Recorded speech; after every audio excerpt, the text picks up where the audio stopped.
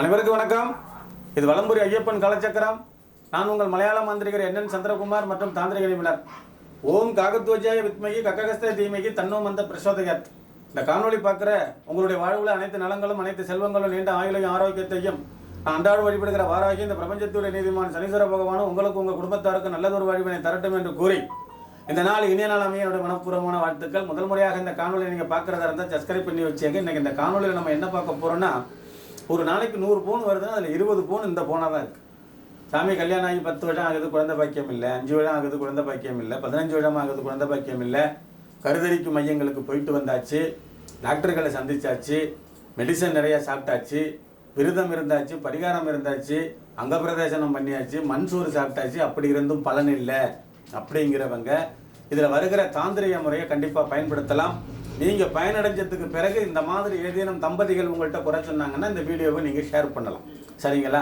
இதுக்கு என்ன ஒரு அற்புதமான விஷயம்னு கேட்டிங்கன்னா, பெரண்டைன்னு சொல்லி ஒரு மூலிகை இருக்கு.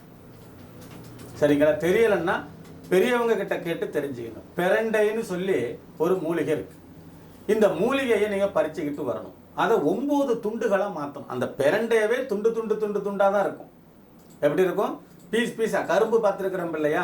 அதில் கரலையாக இருக்குது பாருங்க. அந்த மாதிரி இந்த பெரண்டைங்கிற செடி துண்டாக தான் இருக்கும். 9 துண்டுகள் தேவை. இந்த 9 துண்டு எதுக்குன்னு கேட்டிங்கன்னா, நவகிரகத்தை மையப்படுத்துறது. சனி, ராகு, கேது, குரு, செவ்வாய், புதன், வியாழன், இந்த மாதிரி இருக்கிற நவகிரகங்கள் 9.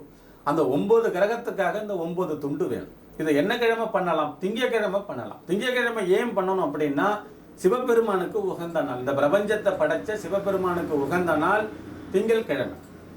அப்போ கூட என்ன வேணும் அப்படின்னு பார்த்தீங்கன்னா, ஒரு அர்ச்சனை செட்டப். தேங்காய், பழம், வெத்தலைப்பாக்கு, எலுமிச்சம்பழம், பூவு, ஊதுபத்தியோட இந்த 9 துண்டுகள் பெரண்டையும் கொண்டுகிட்டு எங்கே போகணும்னா சிவாலயத்துக்கு போகணும். திங்கட்கிழமை சாயந்தரம் நேரம் போகிறது நல்லது.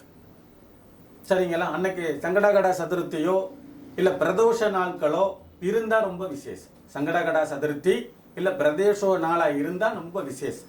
இந்த 9 பிரண்டை தந்த அந்த 9 பிரண்டையினுடைய துண்டுகளும் ஒரு அர்ச்சனை செட்டாப்பும் கொண்டுகிட்டு சிவாலயத்துக்கு போகணும். அங்கே இருக்கிற சிவாச்சாரியார்கிட்ட இந்த பிரண்டையையும் கொடுத்து ஒரு அர்ச்சனையும் பண்ணணும் உங்கள் பேரில். பண்ணிட்டு அங்கே இருக்கிற பரிவார தெய்வங்களுக்கு அத்தனை பேருக்கும் நமஸ்காரம் பண்ணிட்டு அந்த சிவபெருமானுடைய விக்கிரகம் அமைக்கப்பட்ட கோவிலை 9 தடவை சுத்தணும். யார் சுத்தணும்? அந்த பெண் 9 தடவை சுற்றி முடிச்சுட்டு நேராக வீட்டுக்கு வரணும். வீட்டுக்கு வந்து இந்த அர்ச்சனை செட்டப் நம்ம பண்ணிட்டு வந்தோம் இல்லையா? தேங்காய், பழம், வெத்தலைப்பாக்கு இதெல்லாம் எடுத்து சாமி கிட்ட வச்சுட்டு இந்த 9 இருக்கிற பிரண்டை துண்டையும் நீங்கள் லேசாக கூடவே அது கூட மல்லி, மிளகாய் இந்த மாதிரி ஏதேனும் வதக்கி அதை ஒரு துவையல் மாதிரி பண்ணி அன்னைக்கு நைட்டு இட்லியிலையோ தோசையிலையோ நீங்கள் சாப்பிடணும்.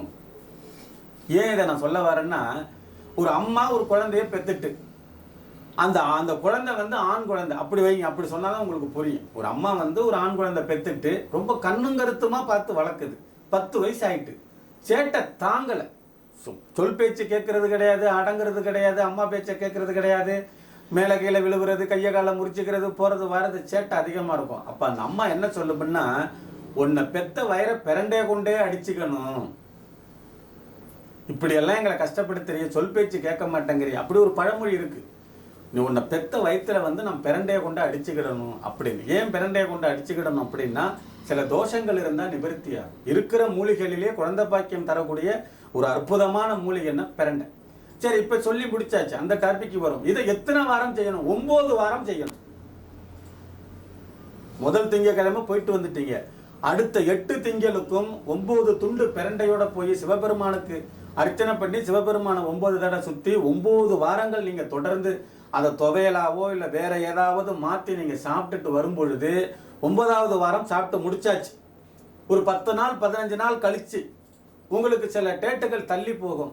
டாக்டர்கிட்டையோ இல்லை நீங்களோ வாங்கி செக்கப் பண்ணும் பொழுது கருவுற்றத்துக்கான அறிகுறிகளை நீங்கள் பார்க்கலாம். நான் சொல்கிற விளங்குதா உங்களுக்கு? 9 வாரம் பிரண்டையனுடைய வச்சு அர்ச்சனை பண்ணி அந்த பிரண்டையை துவையல் பண்ணி சாப்பிட்டதுக்கு பிறகு 9வது வாரம் ஒரு 10-15 நாள் கழிச்சு உங்களுக்கு நாட்கள் தள்ளி பொழுது போகுது. நீங்கள் சோதனை பண்ணி பார்த்தீங்கன்னா கருவுற்றத்திற்கான அறிகுறிகளை நீங்கள் பார்க்கலாம். சரியா? குழந்தை பாக்கியம் பெற்று நீடோடி வாழறதுக்கு என்னுடைய மனப்பூர்வமான வாழ்த்துக்கள், ஆசைகளையும். அதே மாதிரி நல்ல தகவலோடு அடுத்த காணொலியில் உங்களை சந்திக்கும் வரை உங்களிடமிருந்து தற்காலிகமாக விடைபெறுவது உங்கள் அன்பு என்என் சந்திரகுமார், மலையாள மாந்திரிகர் மற்றும் தாந்திரிக நிபுணர். நன்றி, வணக்கம், வாழ்க வளமுடன்.